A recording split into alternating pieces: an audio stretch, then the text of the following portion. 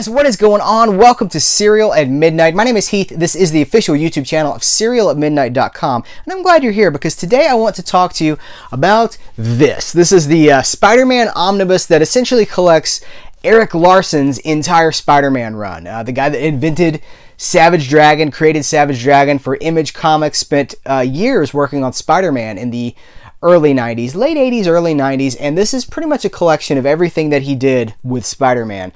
It's about 850 pages, and I showed this off in a previous video when I bought it, but now I've read it. I've read every single panel, every word, and I have things to say. So what we will do is we'll take this, put it down on a table, change the camera angle, so we'll just go through it together, and I can show you page by page some of the things that I think about it. This will be a review for the Erik Larsen Spider-Man Omnibus. Alright guys, I have taken the dust jackets off so that we can navigate this a little more easily. Right off the bat, one thing that I did not necessarily know before reading this is that it's Erik Larsen that we have to thank for the Venom with the huge mouth and the rows of teeth and like the junk coming out of his mouth and like the really long tongue. Like this version of Venom, that's Erik Larsen. Like that was what he brought to the table. So I didn't know that. That's kind of cool. It's kind of been overdone at this point, but and that's kind of a thing that I want to talk about as we flip through this book, is that some of this stuff just gets, it's cool in moderation, but moderation in 90s comics do not often go hand in hand. So we'll move quickly. One thing I like about this is basically Spider-Man versus Magneto, and Magneto comes to a park to look for Spider-Man, essentially, and it's like, he just sits on this park bench next to this mom with her baby, and the mom's like, well, I got to get out of here. It's just goofy, just like so goofy. I miss comics that did not take themselves too seriously. We take ourselves very seriously in our comics now, and it kind of bums me out. Like, look at the cheesecake in this. But like everything is just so like good versus evil, end of the world kind of stuff, like moral grayness. I kind of just miss good old fashioned like Spider-Man versus Magneto, and nobody gets too serious about the whole thing. I love Erik Larsen's Punisher. He did some work on Punisher. I think he did like 5 issues of Punisher. Like, holy crap, look at that. But I suppose that's been collected. I don't suppose it would be in an omnibus or anything, but maybe it is. I don't know. Maybe it's a backup in something. But you know, we get into here. We're taking too long. We have Venom, and you can see there's like an evolution of Venom just in the pages of this omnibus. Like he starts out and he's still that Venom. Like he's still got the teeth and the you know, like the drool and stuff, and even the tongue to a certain extent. But like as it goes, it just gets bigger. Like his jaw is still fairly connected. Check out that Wolverine. That is an amazing cover right there. But Venom obviously plays a huge part in this book. And he put Doc Ock in a suit. I believe up to that point, Doc Ock was in the little green unitard sort of a thing. Green uni. But he did some really interesting work. Like he brought a lot of his own flair. Erik Larsen brought a lot of his own flair to these books. He worked on Nova. This is the return of the Sinister Six is kind of the foundation, like that's the big portion of this book. But so that, yeah, he put Doc Ock in the white suit, made Venom ridiculous, for lack of a better word. I'm trying to get to the Venom. I keep going through here, and I'm like, well, we'll get to it sooner or later. I don't like, can I just say, as a Spider-Man fan, I do not like the elderly, decrepit Aunt May. Like, she got older and old. Like, how old is Aunt May? 120? 125?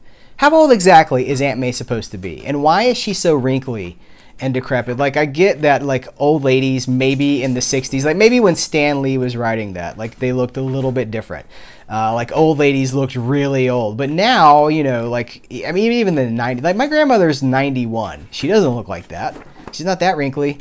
Yeah, but whatever. That's just an observation. He does a lot of cool stuff with the Black Cat, and this stuff is all written by David Michelinie, who I think is great. Check out that rhino. That's a really cool rhino. All right, we're getting more into the Venom stuff here. There we go. Look at the mouth, man. Look at how big that. It's like a ladder all the way up into his mouth. Completely unhinged. Huge. Wow. Like, look at that. This was a cool story too. This whole story with Venom I really enjoyed.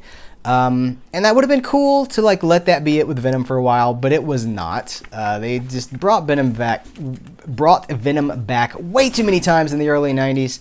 And well, it's still like he's still way overplayed, way overexposed. Cool character that just gets way overexposed. Okay, so somewhere in here, things change, and I want to talk about it. It's right here. Let me back up. Looking for the cover. Okay, here we go. Spider-Man number 15, I believe, is where things take a turn. So we go from everything else is Amazing Spider-Man. It's his run on Amazing Spider-Man in the 330s, 340s, up to 350, which is a cool Doctor Doom story. Here, let me show off a little bit of that. Spider-Man versus Doctor Doom. What a cool idea. And there's no way that Spider-Man can win against Doctor Doom. So how do you tell that story without making everybody look bad, without making Doctor Doom look bad, without making Spider-Man look weak, or too strong, without making Doctor Doom look too weak, and without making Spider-Man look too strong? And they did it. It's a fantastic story. David Michelinie, fantastic writer. But then here, we switch. So Erik Larsen leaves Amazing Spider-Man and goes to the self-titled Spider-Man book with issue 15. And just see if you track with what I'm saying here. So now we have, like, okay, on this page, in all of his art, we have borders. We have white borders.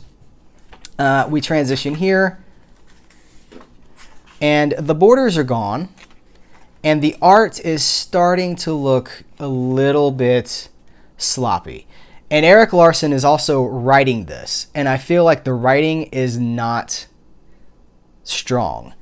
His characterization of Beast is like no Beast that I have ever read before. Beast is always a smart character. He speaks in an elevated language. And he doesn't really do that here. He speaks in like contractions and stuff. Like, your mind, woman. Like, that doesn't sound like Beast. But, I can kind of go with it. And then as we get further and further into the run, like, what is up with this? As we get further and further into the run, the art gets bigger and sloppier. And it just becomes... And here, we're already back, Revenge of the Sinister Six. It's only been a matter of months since we had Return of the Sinister Six, and now they're taking Revenge. And it just feels like a little too much. And he's worked in all these other characters, it actually, I have to say, it looks okay on camera, but like in person, here, let me see if I can get it a little bit closer. It's just, I don't know if it's ink work or if it's line work or what. Like, I feel like Erik Larsen, I think he's inking, he's doing everything here. He's writing, drawing, inking, he's not coloring, but he's doing a lot of this stuff himself. And I just feel like it starts to get sloppy. The line work starts to get more and more exaggerated. Look at all the dialogue. But then in the back matter, like interesting things back here. A lot of back matter. And they're talking about like the intros to the trades and stuff. And it comes out that Erik Larsen's house burned down in the middle of his self-titled Spider-Man run. And he did not miss a book. He did not miss, like, they had to split some things up and do some, like, they were, they split like one title into two, like they split it so that there were backup stories in those issues, but he did not miss a book. So that has to be what was going on. That has to be why it felt rushed, why the plot just wasn't quite there. This is all his covers. But so I feel a little bit bad about it, but at the same time, it is what it is, and it's not the strongest stuff. And this is his first Spider-Man work, Amazing Spider-Man 287. And isn't it interesting? Like, if you look at, this, which is distinctly Erik Larsen, like big eyes and like the line work and everything is distinctly this guy. Then you come to this stuff, and it's like the Marvel style. It's just like the standard. It's done in the Marvel style. Like, it doesn't matter who drew this. It looks like a Marvel book from the 70s or the 80s. So that's just interesting to me.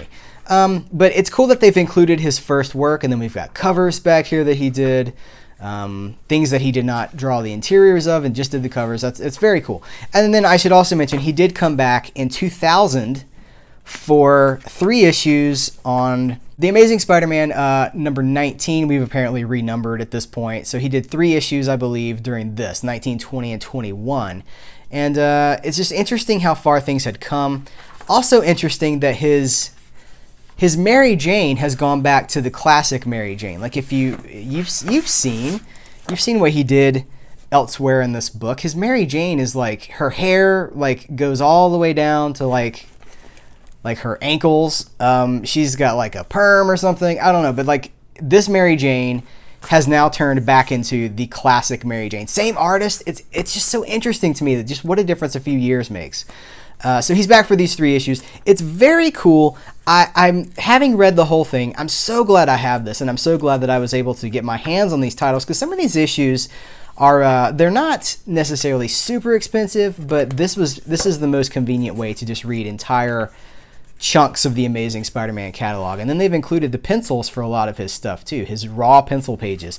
And the problems that I have with his art from those self-titled Spider-Man pages, like this is one of those pages, and it looks fine in pencil form, and pencil and ink. So I don't know if it's the reproduction. I don't know, but I definitely don't enjoy that as much as I enjoy the earlier work in this book. So that's about all that I have to say about that. We've got his covers here. They've got like a cover gallery continued in the background, or the back of the book. So it's very cool, but that's the end of the book. So guys, that's my thoughts on the Erik Larsen Spider-Man Omnibus. I am balancing this ever so precariously. Whoa! Do you have experience with these comics? Did you read Spider-Man in the 90s? What do you think about this? What do you think about Erik Larsen? Savage Dragon, Image Comics. I would love to get my hands on like a Savage Dragon Omnibus or something like that, but I don't know that that exists. I think they're just black and white archives, which I have a few of those. But let's just talk about some comics, you guys. Let's talk about Spider-Man and Mr. Larsen and Mr. Michelinie in the comments below. Thank you for hanging out, talking about some Spidey with me. I do appreciate your time, and I will catch you later.